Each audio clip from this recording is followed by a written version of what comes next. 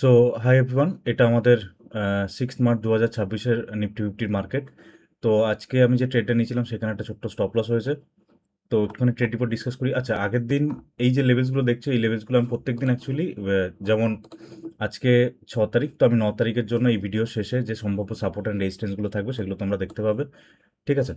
কিন্তু আগের দিন আমি ভিডিও আপলোড করিনি, এটা 4 তারিখের। তো 5 তারিখের লেভেলস তোমরা এই ভিডিওতে দেখতে পারবে। আমি 5 তারিখে ট্রেড রিপোর্ট ভিডিও আমি আপলোড করিনি, কারণ আমার একটু শরীর খারাপ ছিল। তো যাই হোক, চলো এবার ট্রেড অ্যানালাইসিস করি। দেখো, প্রথম কথা তো এই লেভেলসগুলো আমরা আমাদের যে levels, how to draw levels, সেই ভিডিওতে আমরা ধীরে ধীরে শিখে নেবো। এবার দেখো, এখানে আমি ট্রেড নিয়েছিলাম। প্রথম কথা হচ্ছে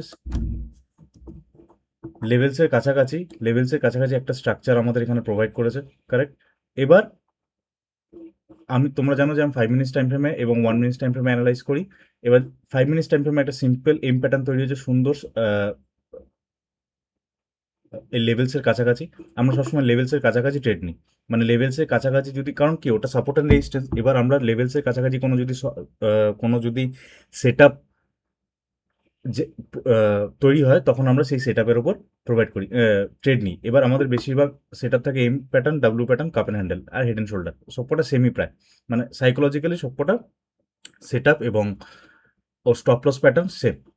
তো এখানে আমাদের একটা সিম্পল এম প্যাটার্ন তৈরি হয়েছে, এখানে একটা সিম্পল এম প্যাটার্ন তৈরি হয়েছে, কারেক্ট? এবার 1 মিনিট টাইম ফ্রেমে যদি তুমি যদি দেখো, প্রথম কথা এখানে একটা এম প্যাটার্ন তৈরি হয়েছে, প্লাস এখানে একটা দেখো কেমন করে হয়েছে।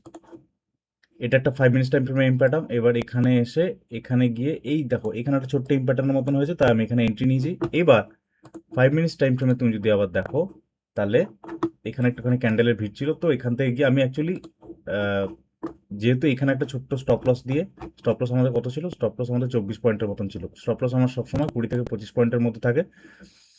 আর তো 1:1 এখানে তো এসছিল, 1:1 আরামসে এসছিল, ঠিক আছে? 1:1 এসছিল। তো আমি একটু ওয়েট করছিলাম। তো কস্ট টু কস্ট, মানে যখন এখান থেকে রিভার্স হওয়া স্টার্ট করেছে, তখন আমি আমার স্টপ লস এন্ট্রি পয়েন্টে অ্যাড করে দিয়েছিলাম। তো স্টপ লস হিট করেছে। এবার দেখো এখানে আরেকটা এম প্যাটার্ন আছে, এখানে আরেকটা এম প্যাটার্ন আছে, আর এটা আরো ভালো।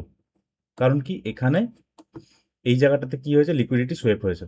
তো এবার দেখো প্রপার মার্কেট আমাদের এই যে সম্ভাব্য সাপোর্ট অ্যান্ড রেজিস্ট্যান্স আছে সেখানে এসে মার্কেট ক্লোজ হয়েছে। তো আমাদের যে সাপোর্ট অ্যান্ড রেজিস্ট্যান্সগুলো আছে, কিংবা যে এই লেভেলসগুলো আমরা টেনেছি, সম্ভাব্য সাপোর্ট অ্যান্ড রেজিস্ট্যান্সগুলো, সেগুলোকে মার্কেট রেসপেক্ট করছে।